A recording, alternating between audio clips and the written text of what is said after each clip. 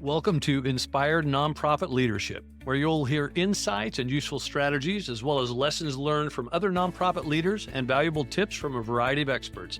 Here to help you with the challenges and opportunities you face day after day is your host and nonprofit leadership expert, Sarah Olivieri. Hello, nonprofit leaders, and welcome to your go-to place for information and inspiration to help you be even more effective.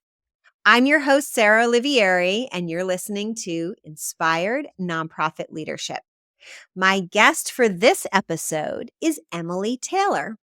Emily is the principal of teenyBIG, and she helps nonprofits at an inflection point make big decisions that affect their community so they can move from indecision to intentional next level growth.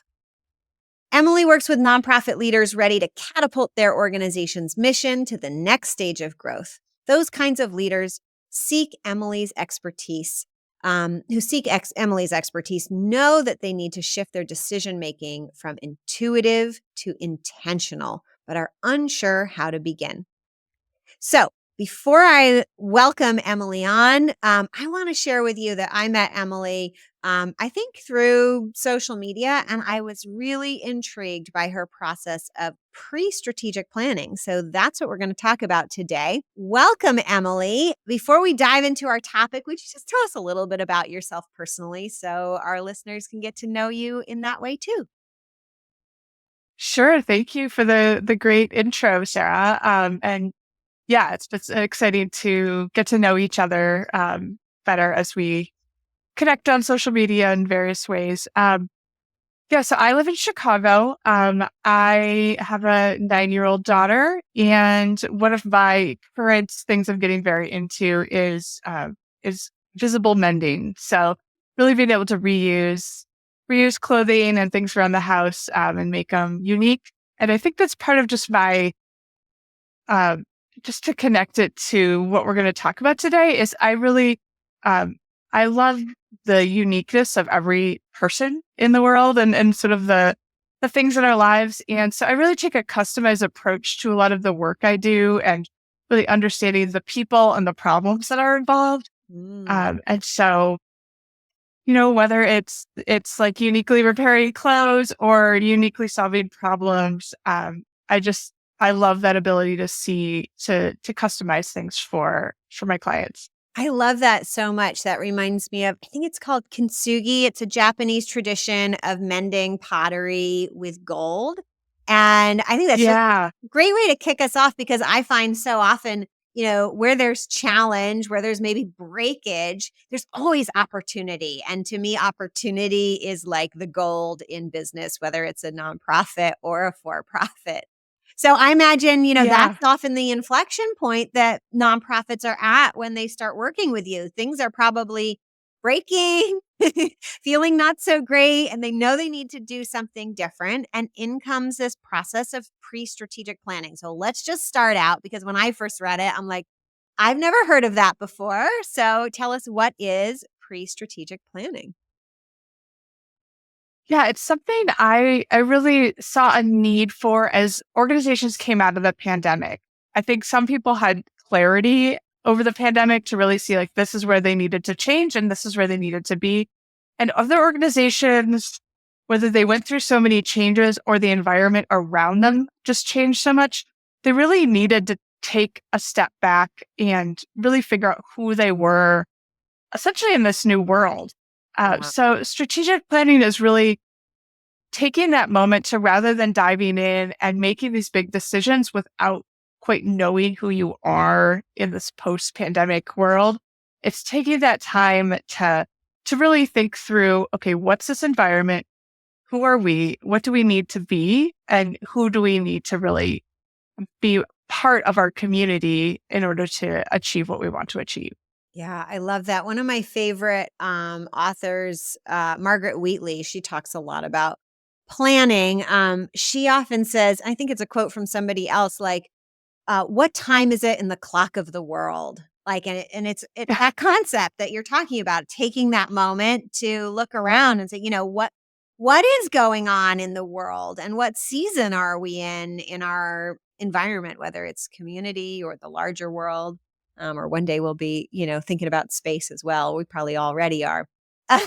So yeah, I love that. That is Strategic planning in space. I like that. that's right. Hey, Elon Musk is doing that. So That's true. I think we might need to be thinking there sooner rather than later. I have a son who's 11 and he loves space things, and he had to do a project recently making up his own country and economy, and in his world the whole world became one country, and he's thinking about space and imports and exports to and from space and how needed they would be, and a lot of it depended on whether or not we had replicating technology on planet. So it's coming. Someday you'll be All able right, to hire here's the Emily. So let's come back to Earth for a moment. So tell me, Yeah. what are some of the reasons nonprofits really need to take a step back and from the strategic planning process? Like, why do this kind of pre-process before that planning happens? Yeah, I'm just coming to mind like two different situations that clients of mine are in. So one is a situation where they just went through a big churn over the pandemic. So adding new programs, doubling their staff, and having a leader that was ready to retire probably before the pandemic and stayed on to really help support all these different changes. And so they were really dealing with, okay, who are we outside of this leader that we're going to have to eventually, we're going to have to figure out what our next step is there. Mhm. How do they integrate all this different staff who, this is a very old organization, to be able to integrate people who've worked there for 40 years as with people who have been just hired in the last 4 years and have a different idea of who the organization is. So they just have a lot of things, a lot of challenges going on. And I think this kind of gets into, I bring up like the decision quicksand. It's like, what do we do first? Do we do this one first? Do we do this one first? And to be able to take that step back and do a pre-strategic planning process really help them prioritize. And on the other hand, I have an organization who the pandemic really changed their environment. So they did a lot of work with technology education, and people really stepped up their technology knowledge over the pandemic with Zoom and a lot of virtual work. So it wasn't that they weren't still relevant, but they really had to think through, well, now that people think differently about technology, who are we and what's our place? Yeah. So before they even stepped into trying to decide what they were going to be doing over the next 3 to 5 years, they really needed to take a step back and figure out what advantage did they have in their space. That makes so much sense. I want to dive in a little more to this case, I think, where you have kind of like a founder leaving.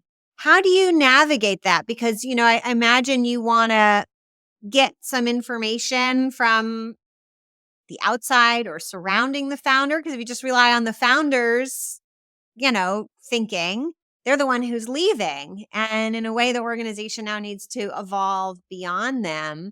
Just take us a little deeper. Like, how do you go about gathering and listening It's in a that big scenario? It's a big chicken and egg, right? Because I think that was always one of the conversations they were having before I started working with them, is like, do they do the strategic plan to then help guide who they hire, or do they hire somebody and then do a strategic plan?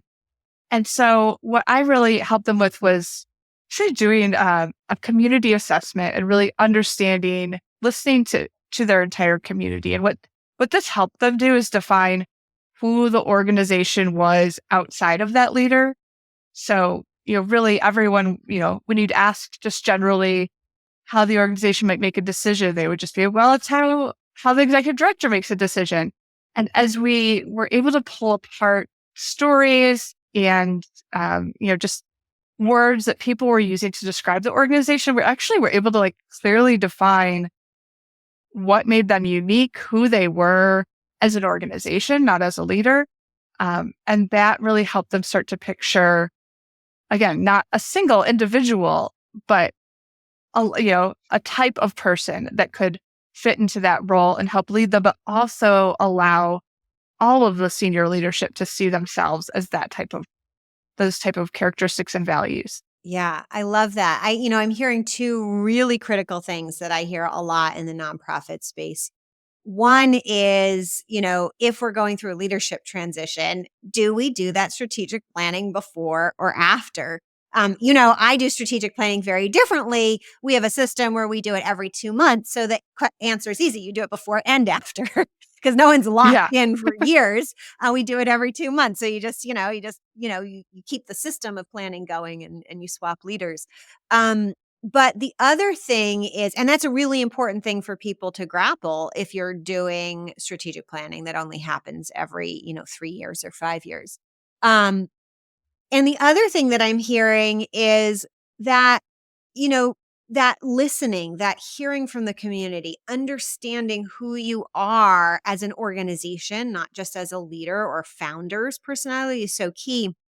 And one of my other challenges with traditional strategic planning is so often what you're talking about, this gathering of information gets pushed into the strategic planning process, and it doesn't get to me. I think it belongs in part of like a much more frequent process that communications and marketing and program development should be doing on a much more regular basis. But when it has been pushed into strategic planning in the past, it means that organization might have gone 3 years, 5 years, 10 years, maybe even 20 years without really looking at, what time is it on the clock of the world or in our community and assessing what's going on. So I think that is so, so critical to like be thinking about that part separate from strategic planning, and the value is immense that you can get from it.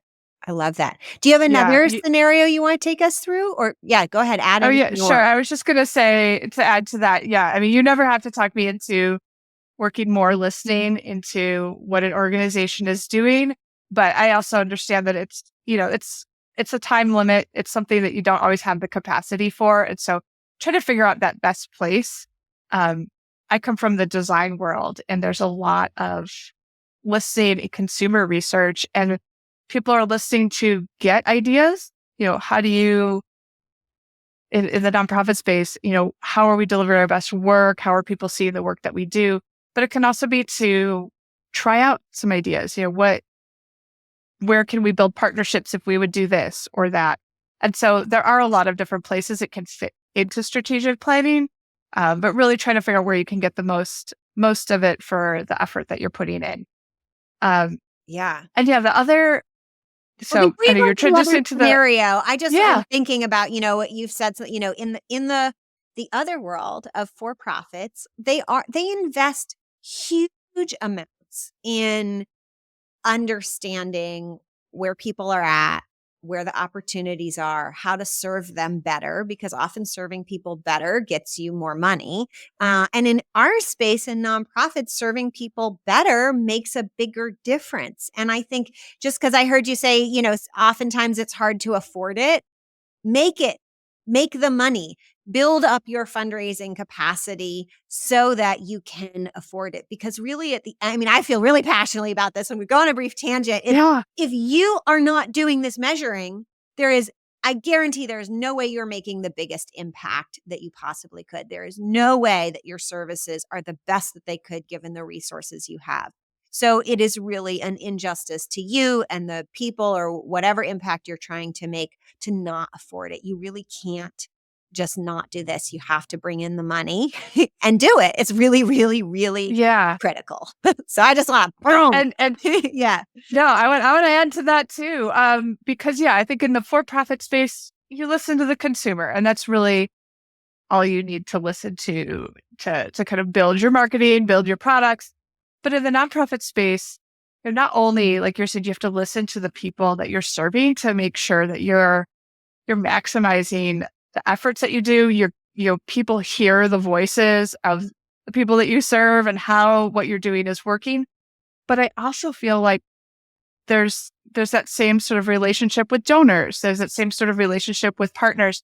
And if you're not listening to them and understanding where they're at, and I say this not just to be like, oh, too many cooks in the kitchen and getting all that information. It's really what I find the most beneficial things to listen is like you're figuring out where are you communicating Yeah. incorrectly, Mm-hmm. where you're using words that people are interpreting in the wrong way, understanding differently.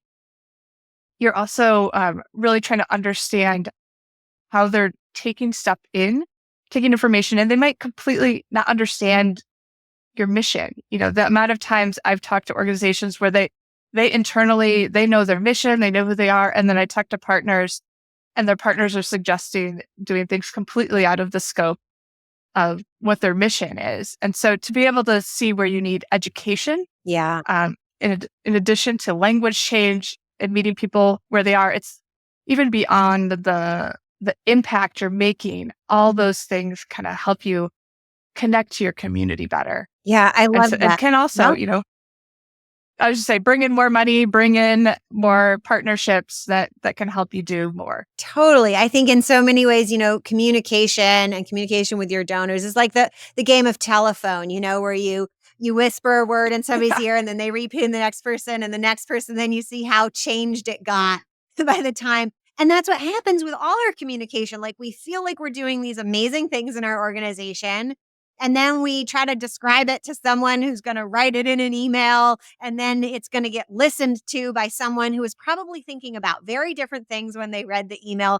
And they're going to hear something really different than you had in your head when you first thought about what you wanted to tell the world about, who you are and what you are doing. So if we don't get that final, what you're talking about is like the end of the telephone game when someone says out loud what was heard. And then you go, oh my God, like that is not what I meant to say. Yeah. Or you can say, yes, that's what I'm trying to say. And now our messaging is working, or no, it's not, or we need a little less of this and a little more of that. I love that. I love that. Yeah. It makes you think like if you're not listening, you don't hear that person at the end of the telephone. You just are guessing what's coming out at the end. That's right. But if you listen, you understand where those gaps are, what's happening along that telephone line and can address it. Yeah. Do you have any stories to share? Most surprising, what people gave as feedback that was either on point or not on point? Oh, I think, not going too deep into the client's work. Like, I'm thinking the example that came to mind was this organization that basically works on reform in the prison industry and are very focused. It's a big, big, mounting challenge. And they're very focused on, disinvestment in the corporates, people making profit of the prison industry. Mm. But it's really interesting I think there's so many people working in this space as I talked to their partners, they were suggesting doing all kinds of things outside of that scope, just helping people post prison, helping families in different ways, all amazing thing, but it was all outside of this sort of corporate profit that they were focusing on. And it's hard if people don't, this is an educational thing where people don't understand how the system works, Yeah. which the organization does, but the average person on the streets, even people maybe in the system don't understand that piece that they're working on. Right. And so that was really helpful to be like, oh, okay. Yeah. It takes more education to really understand that, like, yeah, we're good at this, but if we start doing all this other stuff, we're not going to be as good at it. I love that example. And so often as nonprofits, we are tackling very complex problems. And so we're probably often in that position. Many of you out there are probably in that position. We're going to take a break. You're expert. Yep. Oh, sorry. Go ahead. I would say you're experts at what you do and other people aren't. And that's really where the gaps come in. Love that. We're going to take a break to hear from our sponsor, but we'll be back in just a moment to continue the conversation and get some more tips and inspiration from Emily. Today's episode is being brought to you by Pivot Ground, which I created to assist people like you, executive directors, board members, and other nonprofit leaders. I want to help you unleash your full potential to advance the missions that I know you care about so deeply. I've been an executive director, a board member, a secret toilet fixer, and now I'm a consultant and coach. I know your challenges firsthand, and I want to bring you information, inspiration, encouragement, and support so you can have the greatest possible impact. My gift for you today is a weekly newsletter where you can receive tips for nonprofit leaders like you, just like you're hearing on this podcast. You can go to pivotground.com/sign up to access the newsletter, and there will be a link in the show notes as well. Okay, back to our conversation with Emily. Let's talk about, so yes, people are hopefully convinced this pre-strategic planning, listening phase is important. How do people go about it? We mentioned money before, right? We said, yes, you should have the money, but let's get down to the nuts and bolts of it. Like, how do you get it funded? What kind of, budget should you be planning? Let's just go into some of the nuts and bolts about making this a reality for people. Yeah, I mean, it's as I've mentioned, like customization, I think is key to this work. But pre-strategic planning might mean that you don't do your strategic plan for a while. So it could be in replace of it, but it's also, I think as Sarah, you and I have talked about, it can also be done in collaboration with a strategic plan. We've talked about working together and like being able to do that listening up front, being able to prioritize and then go into a strategic plan by, with that knowledge, with that, prioritization so that you're addressing things as you need them and just being able to be articulate when you jump into that strategic plan. So depending on the complexity, sometimes it's in replace of a strategic plan just for a little bit until you can really get through some of those thicker decisions that need to be made. And other times it can be done in collaboration and really making it part of your strategic plan and integrating it so that, you're ready to go and have that deep community knowledge before you jump into it. Yeah. And if you're doing this work, I imagine some people are wondering, well, okay, so we're discovering things about ourselves. Do we still need a strategic plan? What do we do from there once we have the information? Yeah, I think, having prioritization is really key to really see those next steps. So for instance, with the client I was talking about before, they really decided that they did need to hire before a strategic plan because their executive director had been there for so long. They really wanted to offer a fresh start for somebody coming in. But they also had some other prioritization, like compensation was a big one that came out. But as I mentioned, they doubled their staff. And so being able to retain that staff and set the organization up for success under this new leader. So they've been going through different stages where they're looking at, well, how can they increase the compensation for their staff and compare their compensation to other similar organizations. So those have been their next steps. Yeah. But all of that is going to prepare them to be really well set up for the strategic plan once they get their leader in place. And just through all of it, they know who they are and how they approach all these decisions. So it's been very helpful for them, even though it's not a traditional strategic plan. Yeah, I love that. I think, when I think about strategic planning, one piece from the traditional model that I still do with organizations is that understanding who you are and, creating an internal brand for yourself so that you're not reliant on your executive director's personality and brand, but you actually as an organization have an identity that is its own identity and you're building people. I think of it as a trellis and then the people kind of grow on the trellis of the organization. That's how I visualize it. But oftentimes I find, organizations that are in transition, that's the piece that they need most. And the goals part of the plan sometimes are really simple. Like, they can be capacity building goals. There might not be much. And sometimes the goals are the complex part if they have their identity really clear. But that's always been kind of two pieces of strategic planning I've seen is the identity of, what's our prime goal? Who are we? And then, what are our goals and tactics about where we want to go? So what kind of ship do we have and where do we want to go in that ship? And sometimes the goals are simple, like we want a bigger ship or we want a new captain of the ship, like you're talking about.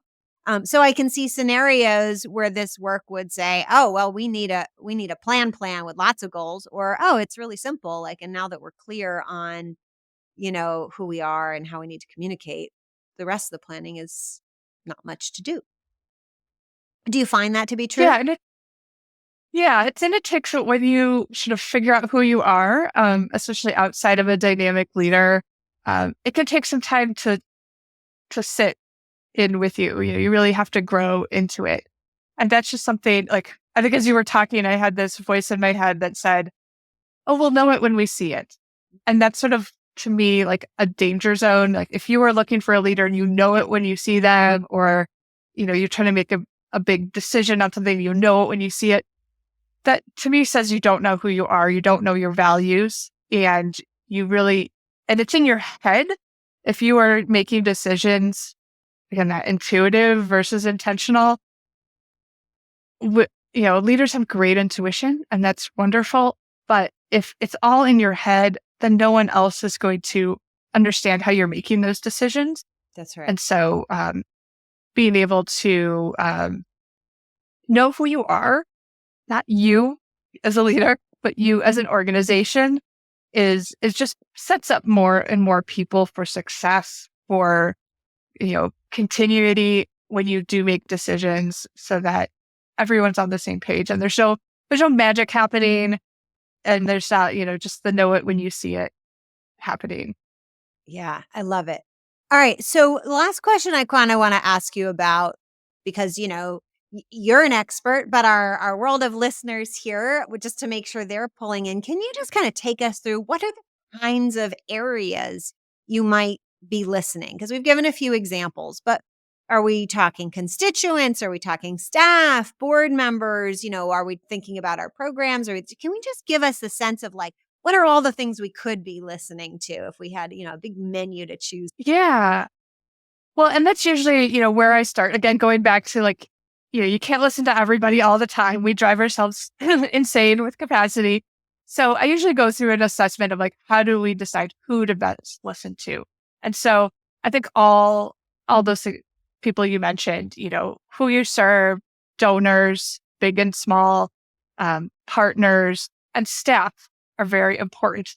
But usually the way I focus it is really trying to think through what are you trying to learn from them first? So let's just say, your challenge is that you're finding people who have been with the organization for a long time are dropping off or less engaged. Then you really want to talk to them, maybe in addition to, but at least to focus on them.